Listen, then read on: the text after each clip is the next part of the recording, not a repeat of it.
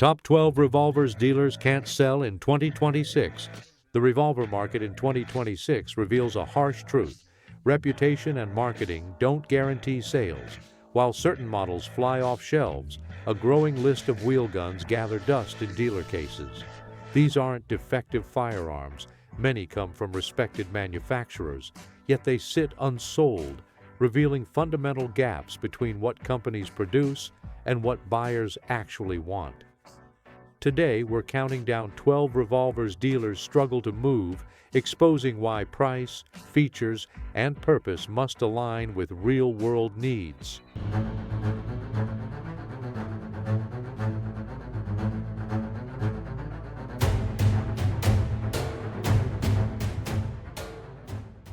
Number 12, Taurus 856 Ultralight .38 Special. Starting at number 12 is the Taurus 856 Ultralight, a gun that should work but misses the mark on execution. The concept makes sense. A 6-shot .38 Special snub nose weighing just 15.4 ounces. Taurus created an ultra-lightweight version using an aluminum frame for deep concealment carry. The problem is shootability. At 15.4 ounces, recoil with standard .38 Special is punishing. With plus P loads, it becomes genuinely unpleasant. Most buyers who test fire it realize they won't practice with it, which means they won't carry it confidently. The trigger doesn't help, heavy with noticeable stacking. Combined with lightweight and snappy recoil, accurate shooting requires significant effort. Priced around $380 to $420, it competes directly with Taurus's standard steel frame 856 at 22 ounces. Most buyers choose the extra weight for manageable recoil. The market has also shifted. Buyers seeking maximum concealment increasingly choose micro 9mm pistols, offering more capacity and less recoil. Those specifically wanting revolvers prioritize shootability over extreme lightweight. Dealers report the 856 Ultralight sets, while standard 856 models move steadily. It's a solution to a problem most buyers don't actually have. Number 11, Chiappa Rhino 60 DS.357 Magnum. At number 11 is the Chiappa Rhino 60 DS, generating strong reactions but rarely generating sales. The Rhino's design is unmistakable. The barrel aligns with the bottom cylinder chamber rather than the top, theoretically reducing muzzle rise. The aluminum frame keeps weight down. The cocking lever sits externally. The actual hammer is internal and hidden. Price is the first barrier. The Rhino 60 DS with its 6-inch barrel typically retails between $1,100 to $1,300, double what quality .357 Magnum revolvers cost. Buyers at that price point expect either exceptional performance or prestigious branding. The 6-inch barrel is too long for carry but too light for competition. The aluminum frame produces sharp recoil with full .357 loads. At $1,200 plus, buyers choose Colt Python or Smith & Wesson 686/686 Plus instead.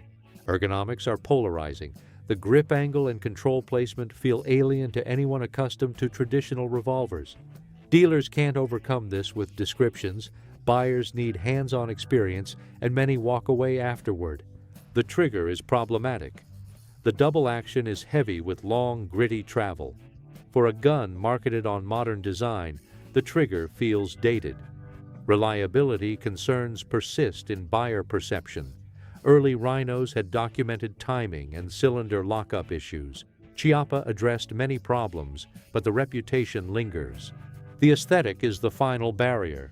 The Rhino looks like science fiction, appealing to some but alienating traditional buyers. It's too different for most, not different enough for the few. Dealers report the 60 DS generates conversation but rarely purchases. Shorter 30 DS and 50 DS models move better.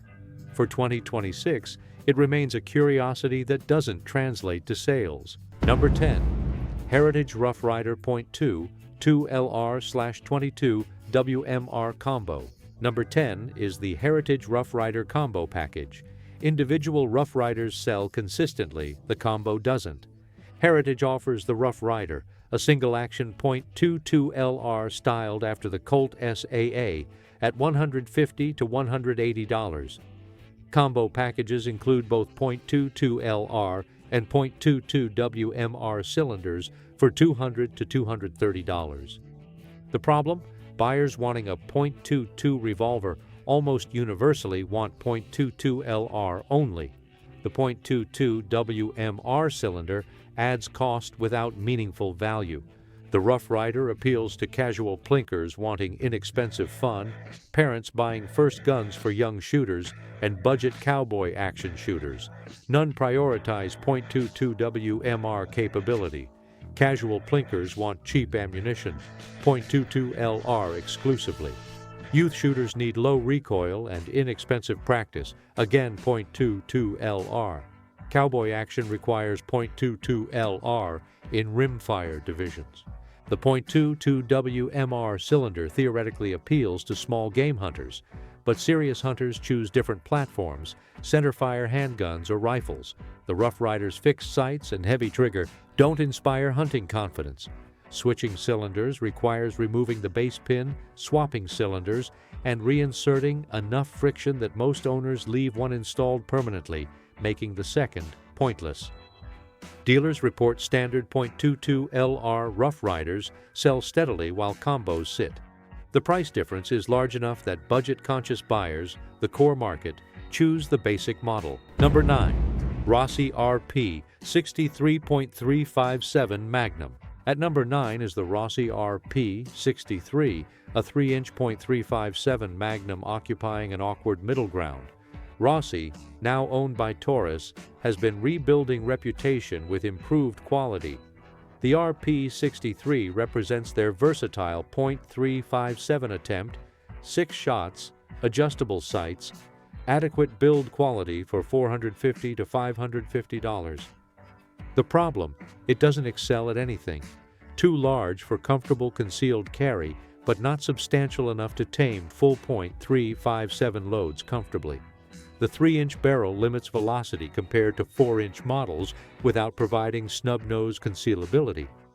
Adjustable sights add height and snag potential without exceptional precision. The sight picture is adequate but unremarkable. Serious target shooters choose different platforms. Defensive users prefer simpler fixed sights. The trigger is workable but unremarkable, heavy double action with noticeable stacking. For this price point, buyers expect great triggers or easy aftermarket improvement.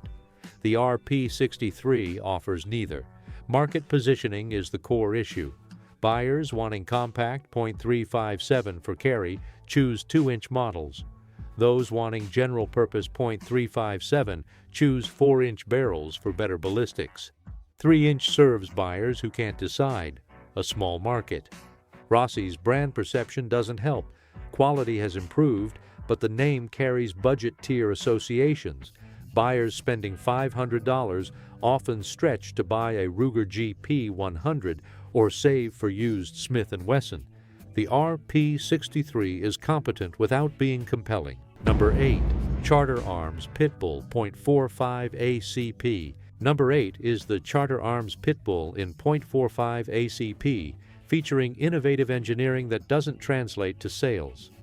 The Pitbull's signature feature, chambering and extracting rimless .45 ACP without moon clips, using a spring-loaded extractor system in each chamber. It's clever engineering solving a real problem. Unfortunately, the market for .45 ACP revolvers without moon clips is vanishingly small. Most revolver buyers specifically want revolver cartridges, .38 Special, .357 Magnum, .44 Special, or .44 Magnum. Rimmed cases are part of the experience. Those rare buyers wanting .45 ACP in revolvers are drawn to Smith & Wesson Model 6, 2.5s, where moon clips enable rapid competition reloading. The Pitbull's rimless extraction is slower than moon clips and less positive. Competitive shooters won't choose it. Defensive users question reliability compared to rimmed cartridges. Casual shooters don't see the point when .45 Colt exists. Build quality is another concern. Charter Arms produces functional firearms at budget prices, but fit and finish don't inspire confidence. At $500 to $600, it competes with used Smith & Wessons and new Rugers offering better perceived quality. The trigger is consistently heavy and rough, double-action pulls often exceeding 12 pounds with noticeable grittiness. For a gun supposed to appeal on innovation, the trigger feels old school in the worst way. Dealers report Pitbulls in .45 ACP sit indefinitely. It solves a problem most don't have while failing at traditional revolver rolls. Number 7. Smith & Wesson Model 69 Combat Magnum. Number 7. Even prestigious manufacturers can miss the market. The Model 69 Combat Magnum is a 5-shot .44 Magnum with 2.75-inch barrel on Smith & Wesson's medium L frame. The concept: a .44 Magnum, powerful enough for hunting and defense, compact enough for belt carry in backcountry. Smith & Wesson achieved size goals, but at significant cost to shootability. The Model 69 weighs approximately 37 ounces. While lighter than large frame .44 Magnums, it's not light enough for pleasant shooting with full power loads. The short barrel reduces velocity substantially. Buyers sacrifice .44 Magnum ballistic advantages while retaining most recoil. Accuracy suffers. The short sight radius and punishing recoil make precision difficult. Hunters considering it for bear country discover follow-up shots are slow and difficult to place accurately. Market positioning worsens with .350 Legend revolvers. By 2026, Smith & Wesson's Model 350 and Ruger's Super Red Hawk Alaskan in .350 Legend offer similar big game capability with milder recoil, cheaper ammunition, and better barrel life. Dealers report Model 69 sitting while .350 Legend models sell to hunters wanting power without punishment. Price is another barrier. At $900 to $1,100, buyers can purchase full-size .44 Magnums that shoot dramatically better or compact 10mm semi-automatics offering higher capacity, faster reloading, and manageable recoil. 5-shot capacity doesn't help. 6 shots is already considered marginal. 5 in a gun this difficult to shoot raises practical effectiveness questions. Dealers report the Model 69 sits while 4-inch and 6-inch .44 Magnums sell to hunters, and compact 9mm/10mm pistols sell to everyone else. Number 6. Taurus Judge Public Defender. We've reached the halfway point with the Taurus Judge Public Defender, the polymer frame version of Taurus's .45 Colt/.410 bore revolver. The original Judge generated interest based on firing .410 shot shells from a handgun. The Public Defender attempted improvement with polymer frame for reduced weight and lower cost. Instead, it compounded problems while adding new ones. The fundamental issue: .410 shot shell capability itself. Marketing suggests the Judge is ideal for home defense because shot shells spread pellets. Reality is less impressive. From a 2-inch barrel, .410 patterns are tight enough that aiming remains critical, with pattern sizes barely larger than a fist at defensive distances.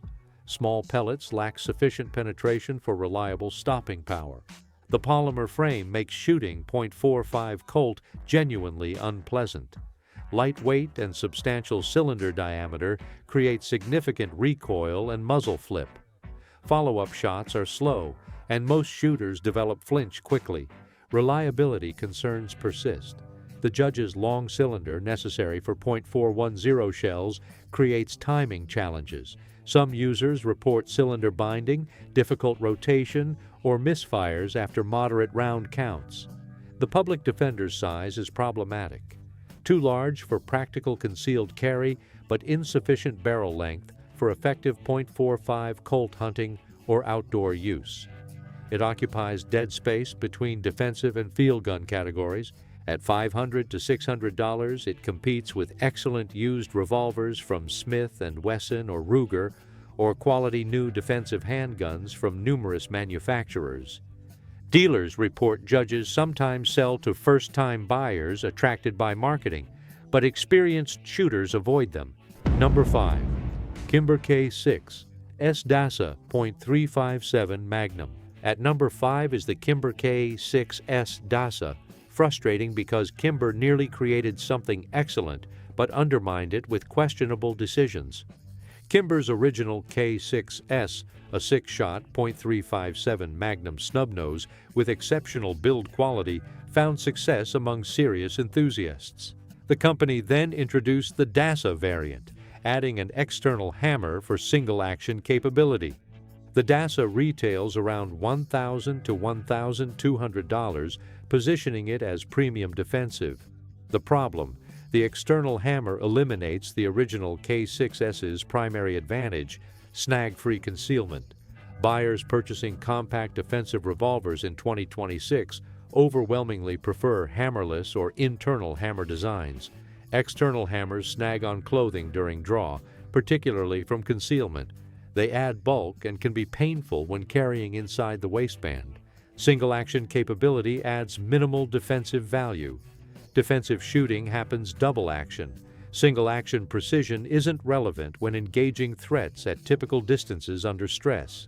Kimber's trigger quality no longer justifies the price premium. By 2026, Colt's King Cobra Target and Smith & Wesson's Performance Center models have matched or exceeded Kimber's DA trigger smoothness at similar or lower prices. Competitors deliver equal triggers for $800 to $900. The K6s DASA weighs approximately 23 ounces, heavier than necessary for concealment, but not heavy enough to tame full-point .357 loads comfortably. It falls between ultralight snub noses and full-size service revolvers without excelling at either. Dealers report standard K6s models with internal hammers sell reasonably well, but the DASA sits. It's fixing what wasn't broken. Number 4. Colt Cobra .38 Special. Number 4 is the Colt Cobra. Controversial because Colt has tremendous brand equity.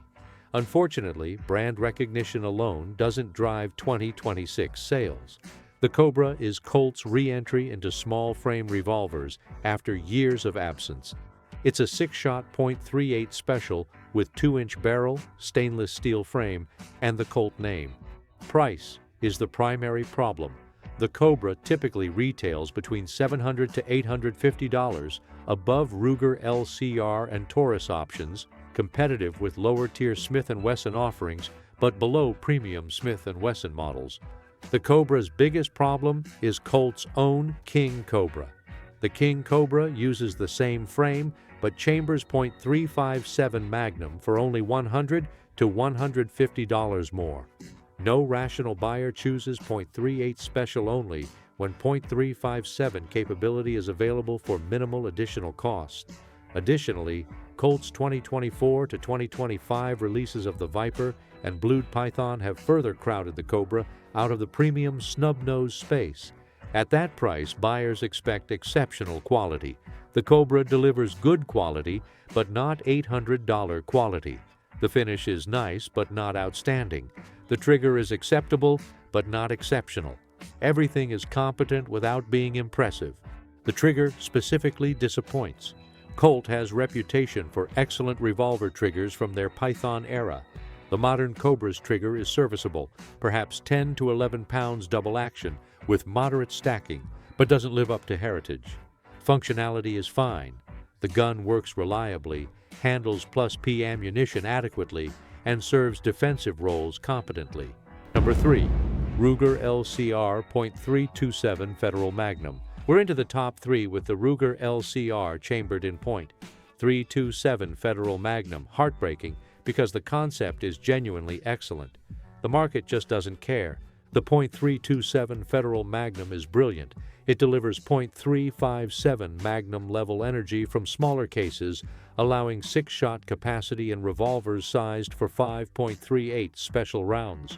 It offers versatility by also chambering .32 H&R Magnum and .32 S&W Long for reduced recoil practice. The Ruger LCR is an excellent platform. Polymer frame reduces weight. The trigger is the smoothest in small frame revolvers. Build quality is exceptional. It fails for one simple reason: ammunition availability. In 2026, .327 Federal Magnum remains scarce. Most gun stores don't stock it regularly. Online retailers carry it sporadically. When available, it's expensive, often $1.50 to $2 per round or more. For a defensive cartridge requiring practice and periodic testing, this is prohibitive.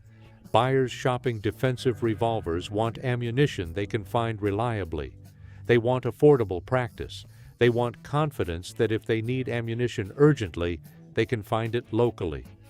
The .327 Federal Magnum offers none of these. The alternative chamberings, .32H and R Magnum and .32 S&W Long, don't solve the problem. Number 2. Smith & Wesson Performance Center Model 986. Our runner-up is the Smith & Wesson Performance Center Model 986, a 9mm revolver representing everything wrong with overly specialized products. The Model 986 is a 7-shot 9mm revolver on Smith & Wesson's L-frame. It features 5-inch barrel, adjustable sights, titanium cylinder, and performance center tuning.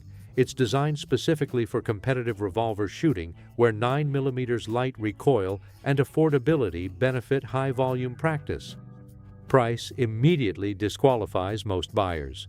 The Model 986 retails between $1,400 to $1,700, depending on configuration. The market for competitive revolver shooting is microscopic.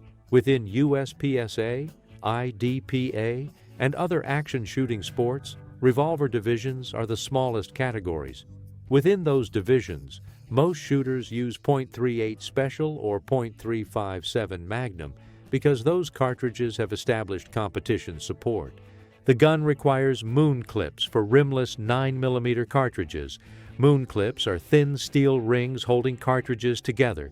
They're fiddly to load, bend easily, break with use, and feel like a step backward from both traditional revolvers and semi-automatic magazines. Number 1. Taurus Raging Hunter, .460 S&W Magnum. We've reached number 1. The Taurus Raging Hunter chambered in .460 Smith & Wesson Magnum. The revolver dealers struggle to sell more than any other in 2026. The Raging Hunter is Taurus's hunting revolver line. The .460 S&W Magnum is among the most powerful handgun cartridges available, capable of taking any North American game. Price is steep for Taurus. The Raging Hunter in .460 S&W retails between $1,100 to $1,300. While less than comparable Smith & Wesson or Ruger offerings, it's significant money, and buyers at this price question whether they want a Taurus revolver. The resale value problem is devastating. By 2026, used Taurus Raging Hunters in .460 S&W often sell for $500 to $600 on Gunbroker, roughly half their retail price, if they sell at all. Buyers can purchase used Smith & Wesson 460V or Ruger Super Redhawk Alaskan models that retain 70 to 80% of their value with superior part support and reputation. The fear of catastrophic depreciation kills sales immediately. Brand perception remains Taurus's greatest obstacle. Despite improvements, Taurus carries budget-tier reputation. Buyers comfortable spending $1,200 on revolvers typically want Smith & Wesson, Ruger, or custom builders. The .460 S&W Magnum cartridge itself limits the market. It's expensive, often $3 to $4 per round or more. It's punishingly powerful, producing recoil many find unmanageable. The revolver weighs over 60 ounces, making it cumbersome. Practical applications are narrow. Handgun hunting is already small. Most hunters choose .44 Magnum or .454 Casull, offering adequate power with better controllability and lower costs.